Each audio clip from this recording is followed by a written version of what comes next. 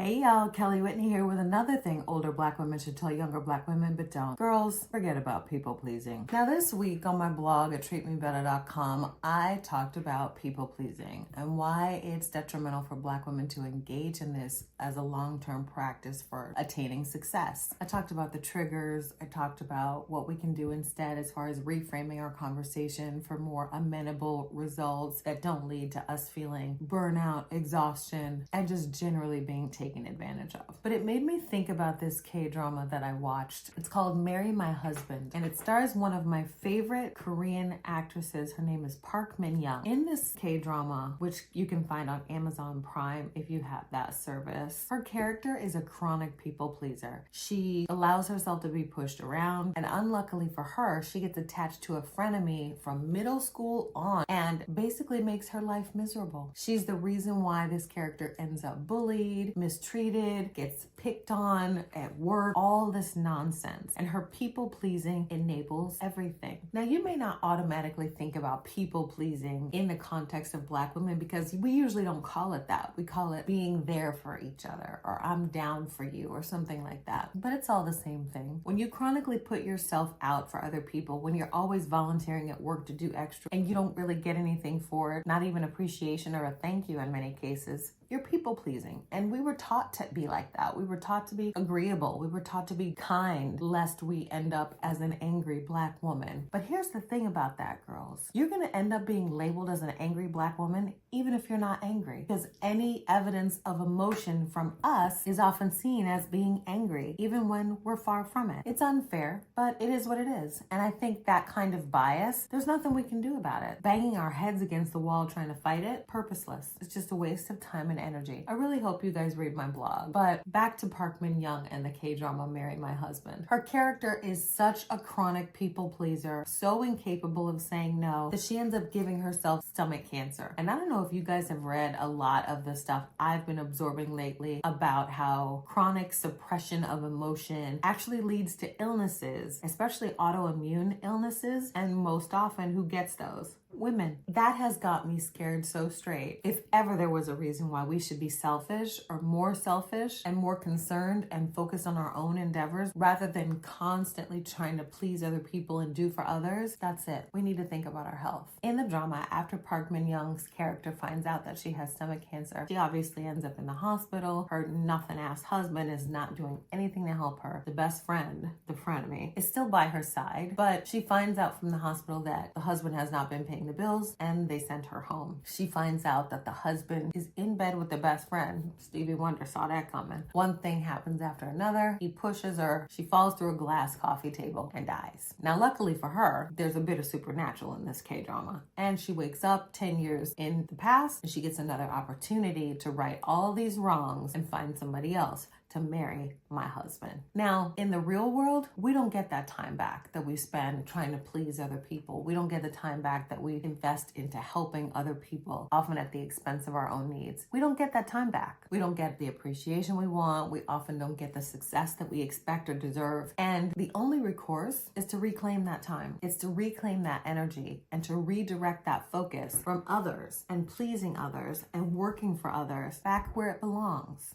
Onto us. So if any of what I'm saying to you resonates, I would encourage you to read that blog that I wrote today and really consider how you're spending your time, how you're spending your energy, what you're getting for it, and whether or not your time and energy and focus might be better directed back toward you. I suspect you'll think so, and I hope you do what's necessary to advance your own needs and desires and stop always being the go-to girl for everybody else. Because at the end of the day, a black woman really can't please too many folks, for certain, except herself. And I think older black women don't often tell younger black women about the dangers of people pleasing because they're deeply entrenched in that kind of behavior, that constantly doing for other people. They get validation from it in many cases.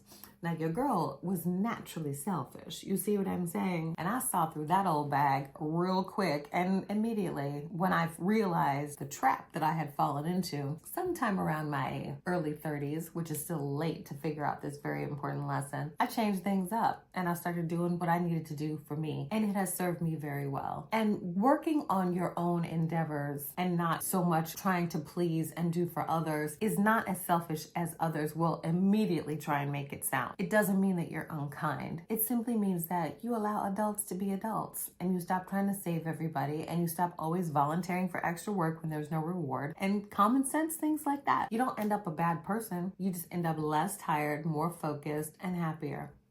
It's a win-win. Because the adults that you're always trying to save get a chance to help themselves. And that's as it should be. So I hope you guys enjoyed this little video. That's all I gotta say for today.